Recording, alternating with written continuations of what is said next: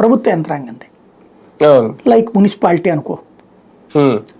అది తుడిచేటప్పుడు అది బయటకు వచ్చేద్దా పంది, లేకపోతే ఆ బురద గుంటలో ఉన్నట్టు దాన్ని సరిచేసే ప్రయత్నంలో వీళ్ళు దెబ్బతింటుంటారు. దాని మాట ఇల్లేనా, లేకపోతే వీళ్ళు దాని పాలన దాని బారిన పడి ఇబ్బంది పడతారు. నెంబర్ 2. నెంబర్ 3 వచ్చేటప్పటికి ఇదంతా చూస్తా దూరం నుంచి వార్త రాస్తాను, దగ్గరకు కనబడదు, దగ్గరికి వెళ్తావు,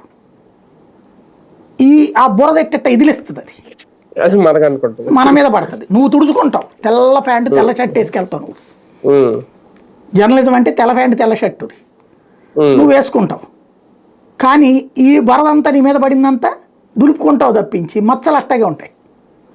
ఇప్పుడు జర్నలిజానికి వచ్చిన మచ్చ అదే అని 20 ఏళ్ల క్రితం చెప్పాడు మా ఒక బాసు. ఆ రోజుల్లో చిన్న మచ్చే ఉండేది జర్నలిజానికి, అప్పుడప్పుడు ఆరంభం అవుతున్న మచ్చలు. ఇప్పుడు అది బురద గుంటలో వాళ్ళతో పడి దొర్లుతున్నది జర్నలిజం కూడా, వాళ్ళకంటే ఎక్కువ దొర్లుతోంది. ఆ బురద గుంటలో పెద్ద పది కింద ఇది దొర్లుతోంది జర్నలిజం. దాని పర్యవసానం ఇప్పుడు మనం ఈ మాట ఫస్ట్ ట్రిప్ నేను చెప్పా, సెకీ ఒప్పందం అనేటటువంటిది ఇది అద్భుతమైనటువంటి ఒప్పందం. ₹2.49 కరెంటు భారతదేశంలో ఎవడో ఇస్తే తెచ్చేయండి. వార్తలు రాసిన రామోజీరావు గారు, రాధాకృష్ణ గారు తెచ్చేవండి.